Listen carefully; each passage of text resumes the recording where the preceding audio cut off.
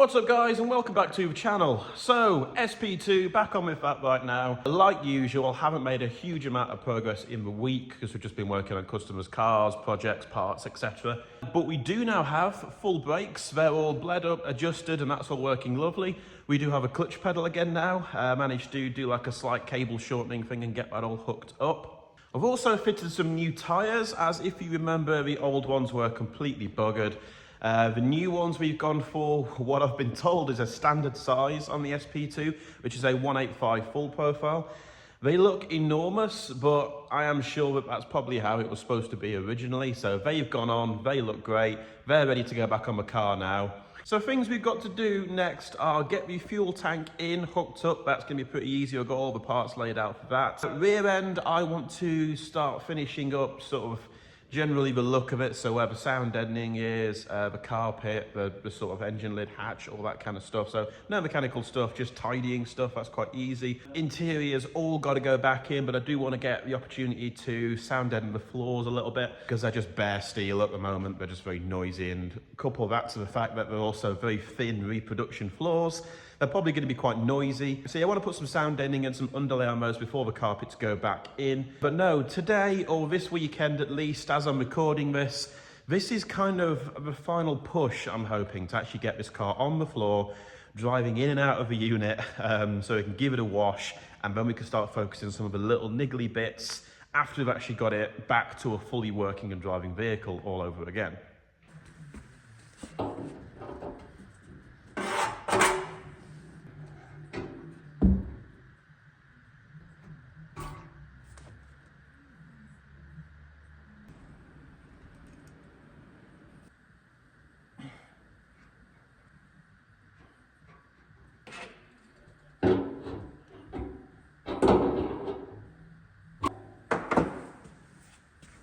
So it's fuel tank time. As you've just seen, I've fitted a new spout on the tank.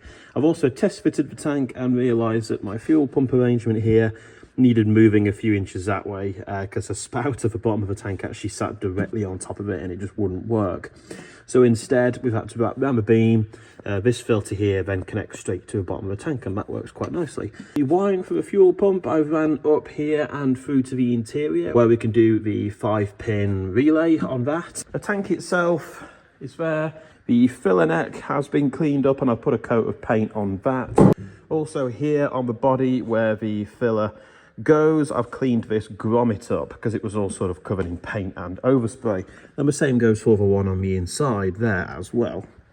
I've also bought this, which is literally just draft excluder that you fit to the side of office doors and stuff like that, and I'm going to put a line of this all the way around where the tank fits because it sits a little bit sort of off, and this should stop any sort of draft getting through, or so I hope.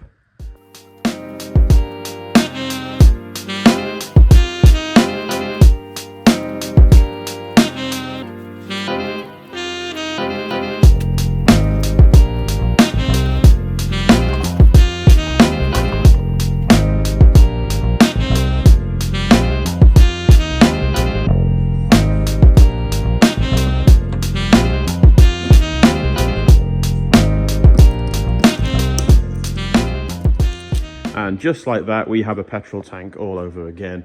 This piece of garden hose here won't be staying. This is literally just because some hosing I bought was supposed to turn up yesterday, but hasn't done. Which brings us now nicely, now that we're ready to put some petrol in this car, to the next part, which is hooking up the fuel pump. Now, I mean, the easy way to do this would be connect this straight to an ignition live.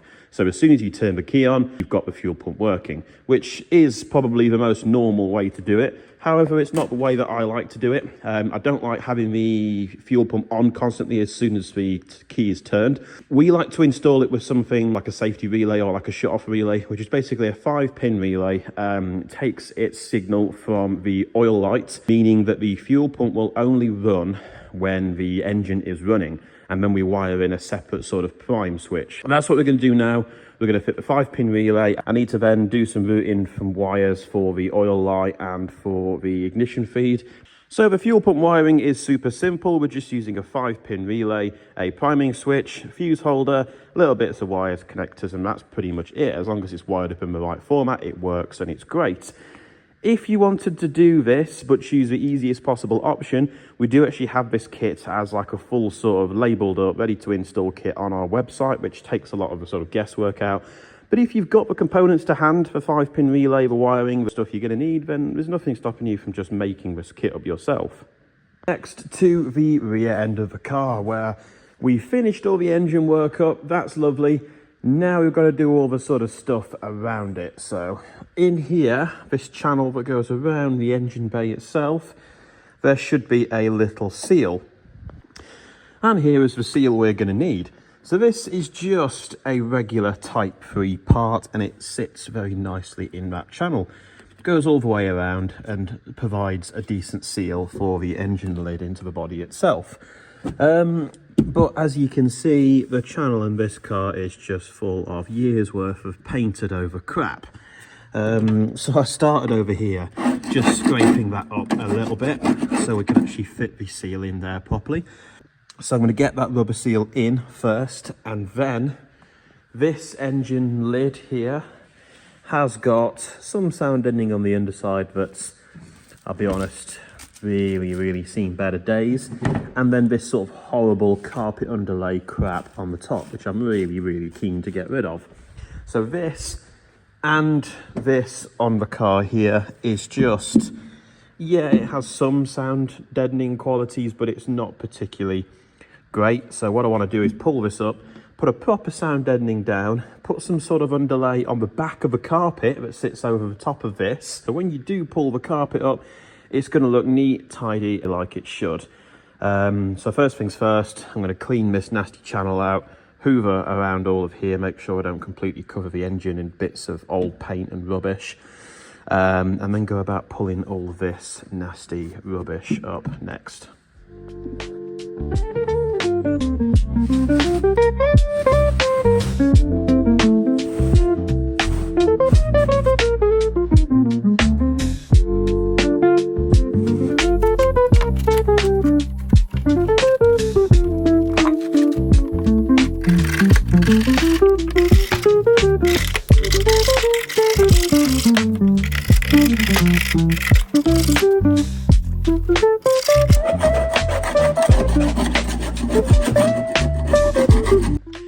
So with the cleanup in the back end kind of underway, we've also got this engine lid here to do, which this I think has the original sound deadening on the inside and had that sort of crap underlay glued on the top. It's also not very straight. So I'm going to strip all the crap off of this, attempt to bend it a little bit flatter so that it at least has a good seal. Try and clean all of this off of the inside, which, God, I mean, actually, I think it cleans off pretty well, but it's so old and ruined, it's not particularly doing its job anymore. So to replace this, we have normal sound deadening sheets, which are the normal kind of bitumen based, I guess, kind of like rubber sticky back stuff. We'll put that on the top and bottom, and then on the inside, on the engine side, we've got this foam hood liner, which is reflective on one side, sticky on the other. I've used this before on another Type 3 engine lid, made a lovely job of it. So I'm going to strip this off entirely, get rid of all the old nasty shite, because the last thing we want is bits of this falling on top of our nice new engine. And also, I like a nice quiet car, so taking all of this off and replacing it for new is going to make the engine bay produce a lot less noise. And yes, we're doing this all the long way around, so I really want to get this car on the road. I also don't want to rush it, so doing stuff like this just feels equally as important to me as getting, you know, all the other mechanical things actually sorted too.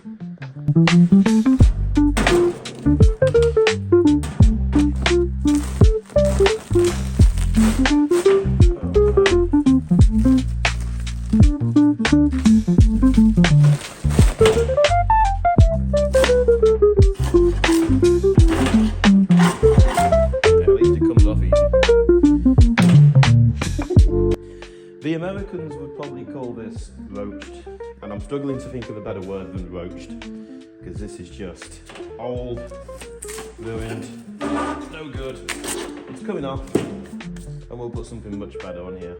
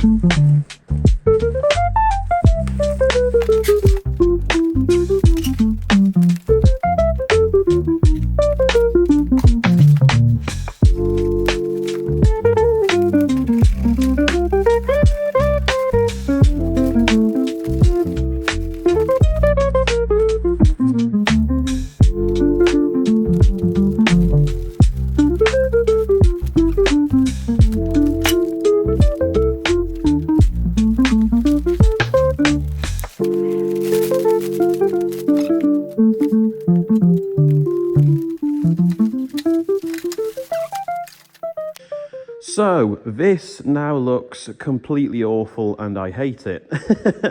So when I've done this in the past, I used a slightly different material. I used a Dynamat branded one. It was about half the thickness and it ended up looking quite smart when it was done.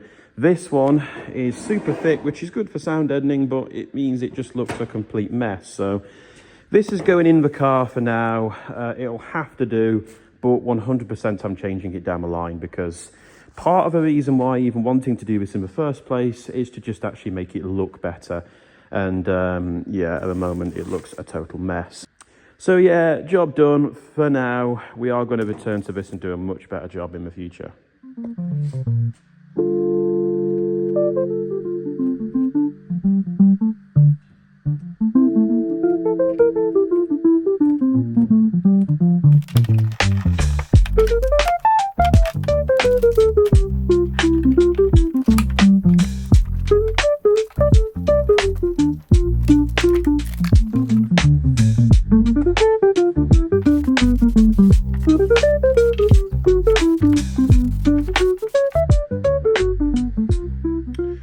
So we're making some progress now on this sound deadening. The lid is done, top and bottom, with that protective foam stuff on the underside as well. That should do a nice job.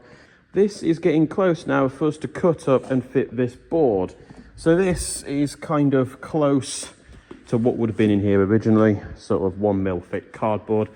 I've got to cut a piece that fits on the lid and then cut pieces that fit around the outside.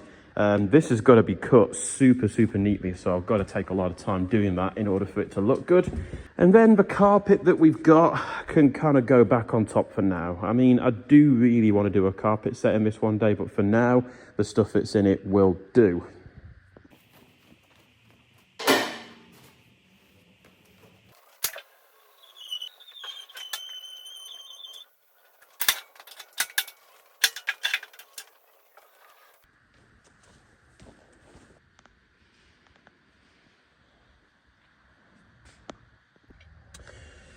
So that's the fuel pump relay mostly installed, and all we've got left to do is connect up the prime switch, which is basically just these two wires here.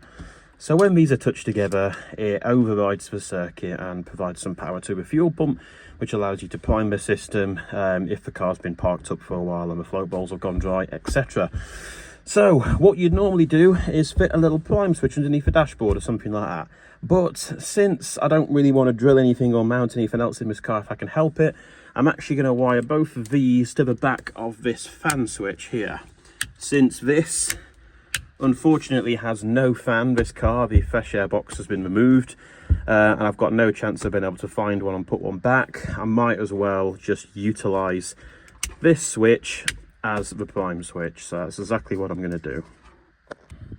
And that means now we can probably start putting some of the interior back together. So get this sort of instrument panel back in place. The one that has the shifter on it, this one here, can go back on as well. And we can get some of the carpets back in place and get the seats in.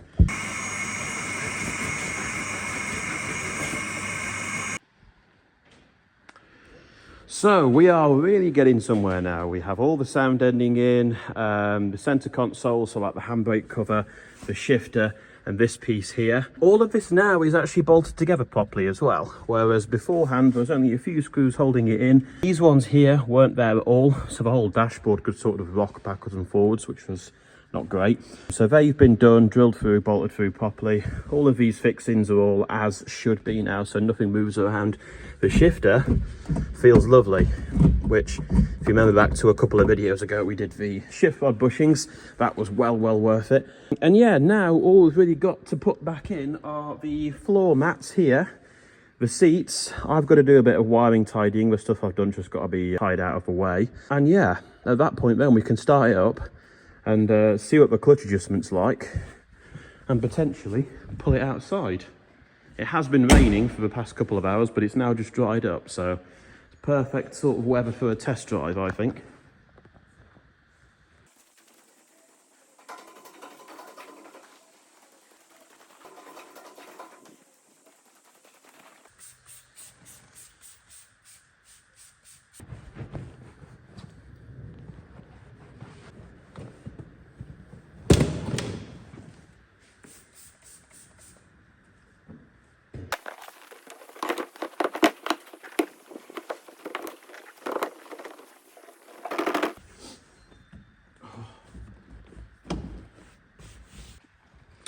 So you just saw me then fit a seat to this car, and guess what? It's back out again. So I realised something. These little screws that go along here, that go into the tunnel, these ones are in the car when I got it. This one specifically here is drilled through the clutch cable tube. So as you put a screw in it and do it all the way down, the clutch pedal then feels really weird. So that's a weird problem I've never had before. But yeah, I've had to take that screw out. I might have to replace it with something shorter, and then the seat will go back in and we should be fine. But yeah, what a strange problem to have. Also, I pulled the handbrake and it broke. So add that to the list of things to sort.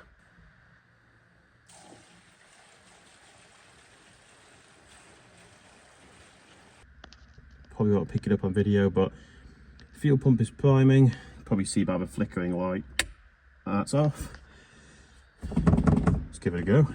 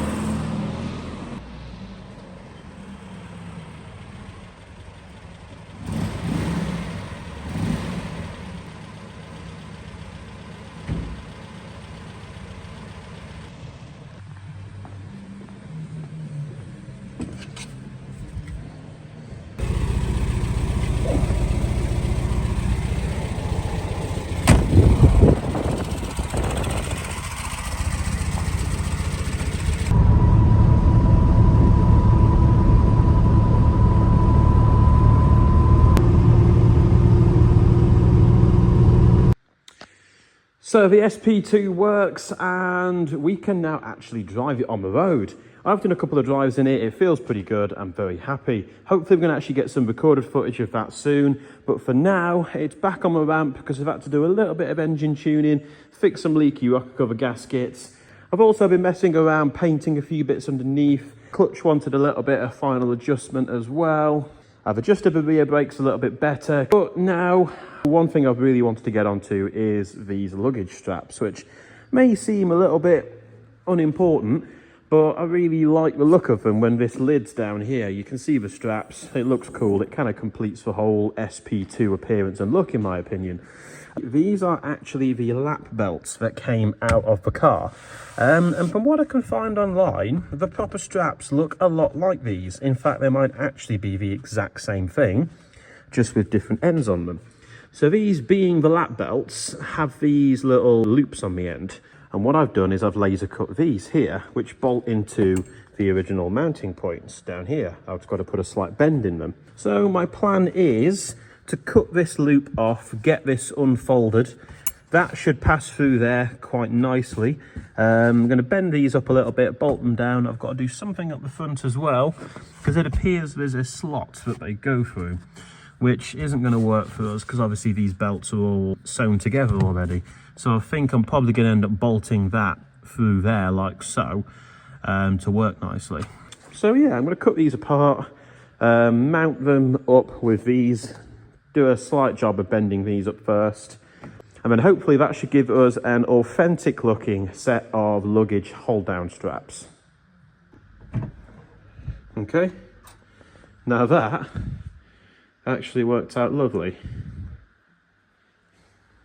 Just got to do the other one.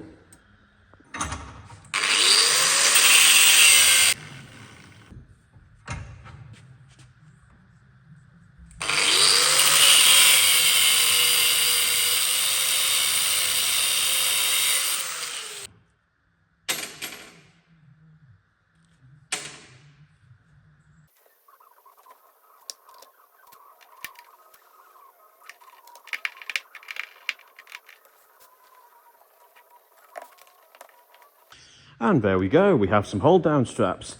Perhaps a really small detail in the grand scheme of things with all the mechanical work we've done on this car, but something that I thought this car really deserved just to complete the whole look. So with this closed now, you see the straps. I'm going to pretend that the gap at the front where the carpet doesn't quite reach isn't there. But yeah, I think that looks good. So I think now we are ready for another test drive.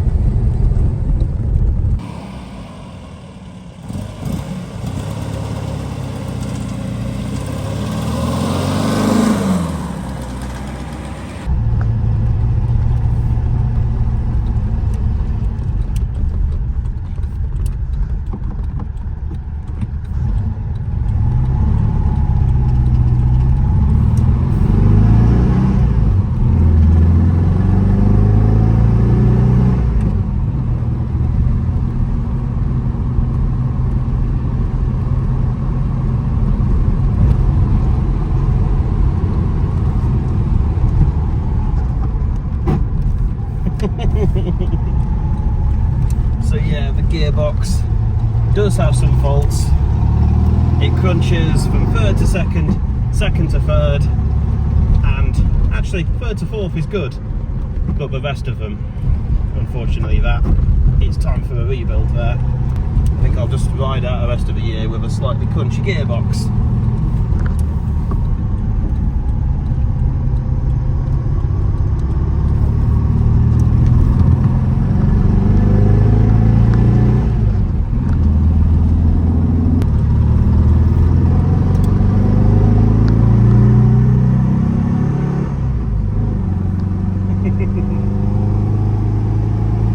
I'm pleased as anything.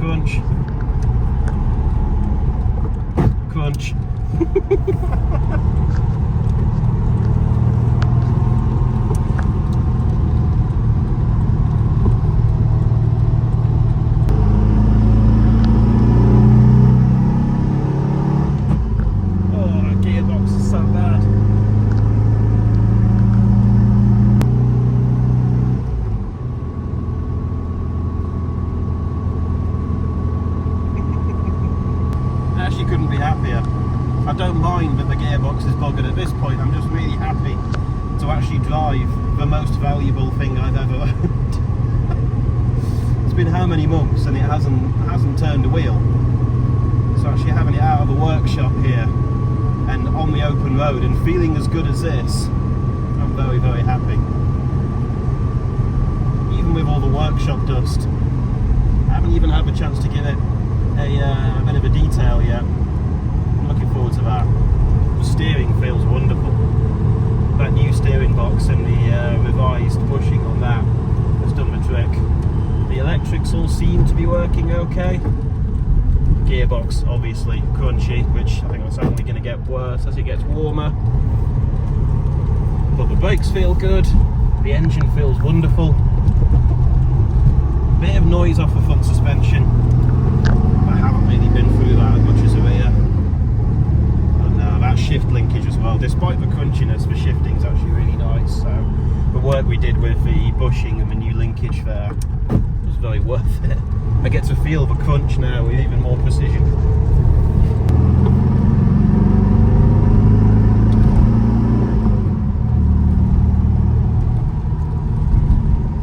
It doesn't really feel like an Aircooled Volkswagen, it feels too nice.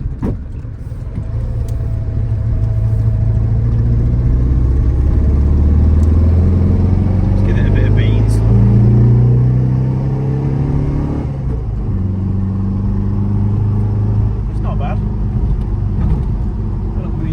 Expected, but kind of feels standard. It's got some pep, but I wouldn't call it fast. Oh, gearbox is so bad.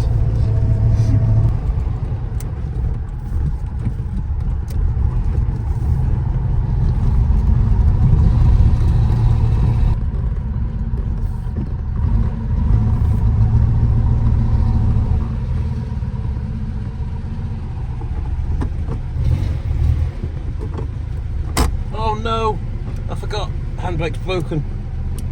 Oh, bollocks.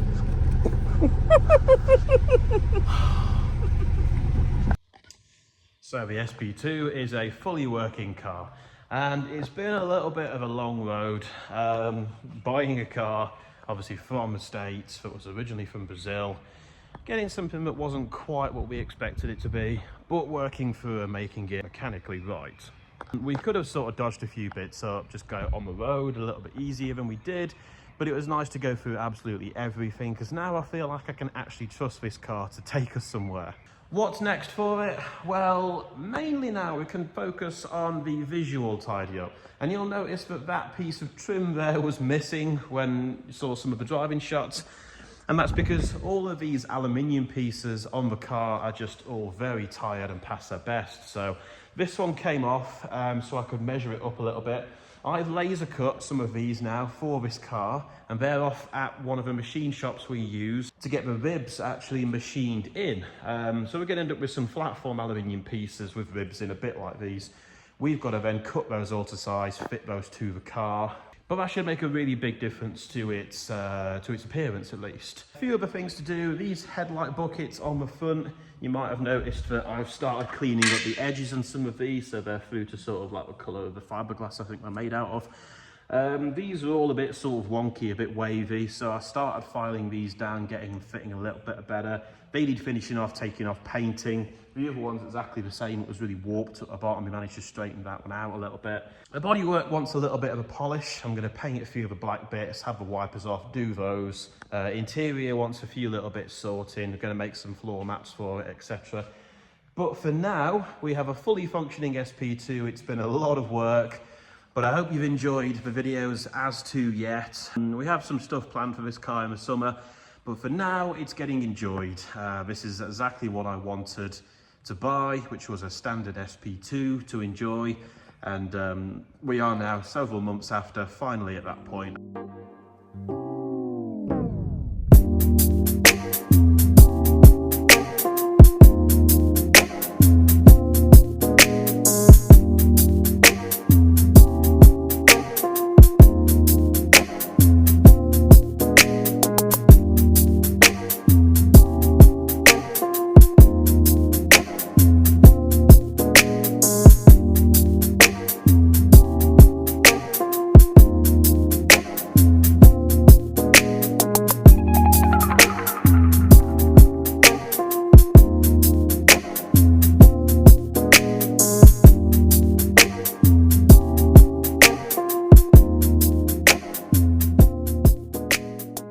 So that's going to be it for this video, guys. Sorry it was a little bit of a longer one, but we've had so much stuff to fit in on this car.